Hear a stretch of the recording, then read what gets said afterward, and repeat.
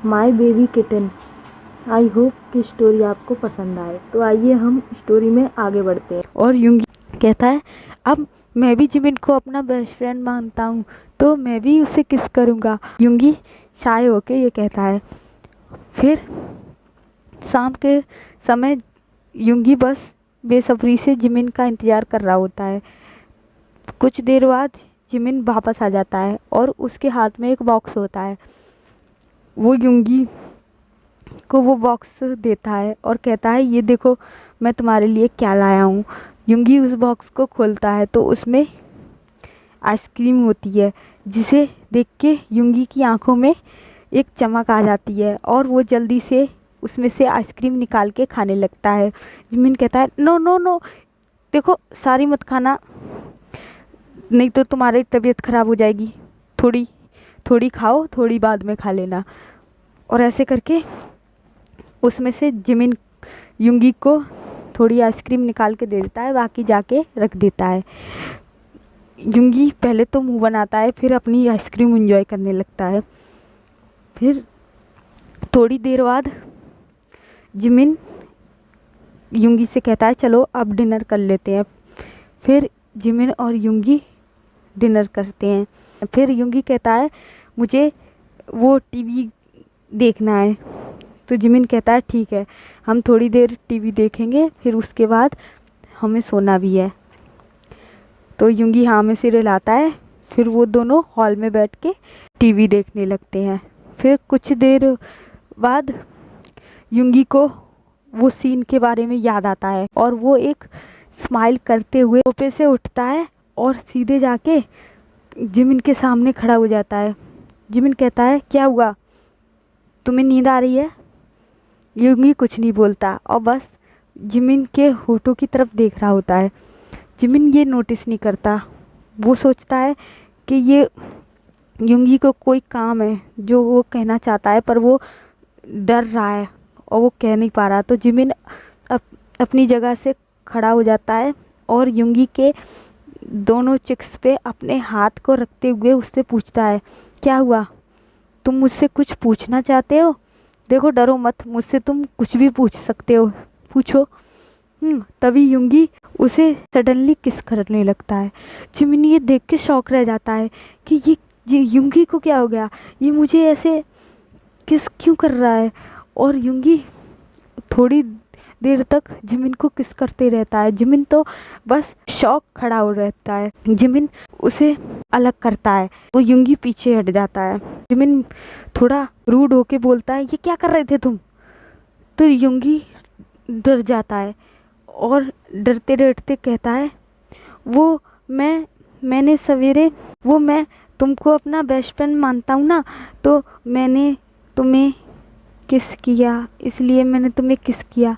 What, ये तुम्हें किसने कहा कि बेस्ट फ्रेंड किस करते हैं। वो मैं सुबह टीवी देख रहा था ना, तो उसमें दो बेस्ट फ्रेंड थे जो एक दूसरे को किस कर रहे थे, और तुमने भी तो मुझे शावर लेते समय किस किया था ना, तो तुम भी तो मुझे अपना बेस्ट फ्रेंड मानते हो, तो मैं भी तो तुम्हें अपना बेस्ट फ्रेंड मानता हूँ ना। ये सुन के जिमिन शॉक रह जाता है और फिर बाद में वो हंसने लगता है। वो अपनी हंसी को कंट्रोल नहीं कर पाता कि ये मैं इसके बारे में क्या क्या सोच रहा था। और देखो, ये बेस्ट फ्रेंड और बॉयफ्रेंड के बीच का फर्क भी नहीं जानता। ये सोच रहा है कि मैंने इसलिए किस किया इसे क्योंकि मैं इसका बेस्ट फ्रेंड बनना चाहता हूँ। यूंगी बस आश्चर्य से जिमिन को देखने लगता है और उससे पूछता है, क्यों, क्या हुआ, तुम मुझ पे ऐसे क्यों हंस रहे हो, क्या मैंने कुछ गलत किया। तो जिमिन हंसते हुए कहता है, नहीं, तुमने कुछ गलत नहीं किया, बट आज के बाद ऐसे कभी मत करना। देखो यूंगी, तुमने मुझे तो किस कर दिया, बट ऐसे अब दोबारा किसी और को किस मत करना, ठीक है। बट वाई, ये तो फ्रेंड एक दूसरे को, जो बेस्ट फ्रेंड होते हैं वो एक दूसरे को करते हैं, तो मैं क्यों नहीं कर सकता। तुम नहीं कर सकते ना, जिमिन अपनी कोल्ड वॉइस में कहता है। यूंगी डर जाता है। देखो मैं तुम्हें डराना नहीं चाहता, जिमिन कहता है, बट देखो ये सब सही नहीं है। तुम ऐसे किसी को भी किस नहीं कर सकते। But why? अब मैं इसे कैसे समझाऊं, मुझे समझ ही नहीं आ रहा।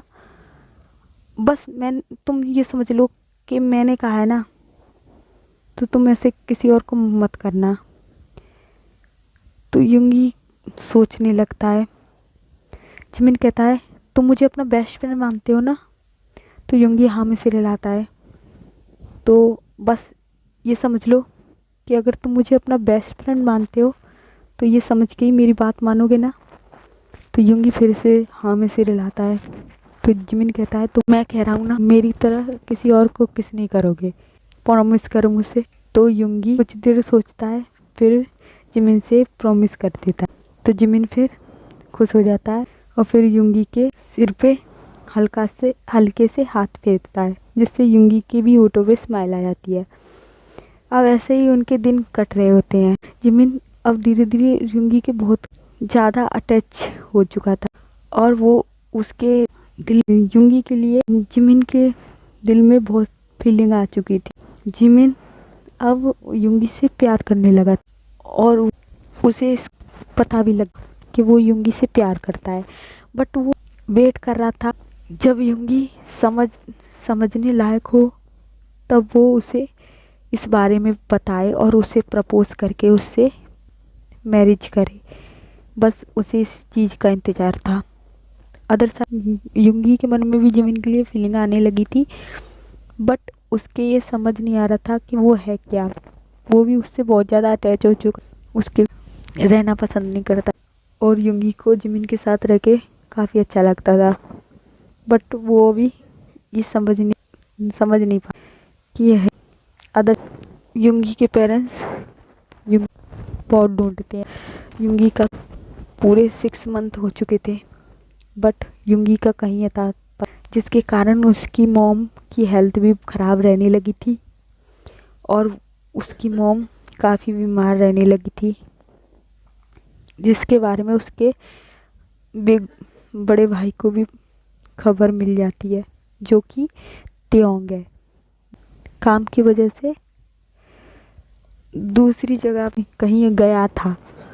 जब उसको ये खबर मिली कि उसकी मॉम की तबीयत ख़राब है, तो जल्दी से अपने मेंशन लौट आया। त्योंग भाग के अपनी मॉम के रूम में गया और वो अपनी मॉम की ऐसी हालत देख के अपनी मॉम को गले लगा के रोने लगा। मॉम, क्या हुआ आपको? आपकी ऐसी हालत कैसे हो गई? बताइए मुझे, क्या हुआ आपको? डैड, आप भी रो रहे हो और मॉम भी इतना रो रही हैं, क्या हुआ है? और मेरा लिटिल प्रिंस कहाँ है? युंगी, मेरा लिटिल ब्रदर, वो नहीं दिखाई दे रहा। तभी उसकी मॉम और ज़ोर ज़ोर से रोने लगती है, जिसे देख के त्योंग शॉक रह जाता है और अपनी मॉम को ही देख रहा होता है। क्या हुआ मॉम? क्या हुआ आपको? डैड, मॉम को क्या हुआ? वो बेटा, उसके डैड बोलते हैं, वो बेटा युंगी। व्हाट? युंगी? युंगी को क्या हुआ? कहाँ है वो? मुझे वो दिखाई क्यों नहीं दे रहा? तो उसकी मॉम रोते हुए कहती हैं, युंगी बेटा, मेरे युंगी को वापस लाओ, मुझे युंगी की याद आ रही है। तो त्योंग शॉक रह जाता है, युंगी को क्या हुआ? युंगी कहाँ है? और वो अपने डैड से पूछने लगता है। तो उसके डैड बताते हैं कि पूरे 6 मंथ हो चुके हैं युंगी को गायब हुए और वो अभी तक हमें नहीं मिला। तो ये सुन के त्योंग एकदम शॉक रह जाता है और वो तुरंत अपने डैड से कहता है, क्या 6 मंथ से युंगी गायब है और मुझे किसी ने बताया भी नहीं?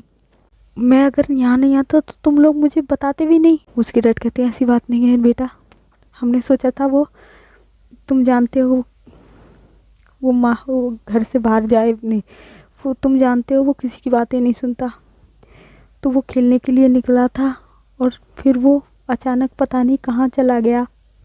हमने उसे बहुत ढूंढा बट हमें वो नहीं मिला। अगर ये स्टोरी आपको अच्छी लगी हो तो प्लीज़ मेरे चैनल को लाइक, सब्सक्राइब एंड कमेंट और अपने फ्रेंडों के साथ शेयर ज़रूर कीजिएगा। तो चलिए नेक्स्ट एपिसोड में मिलते हैं।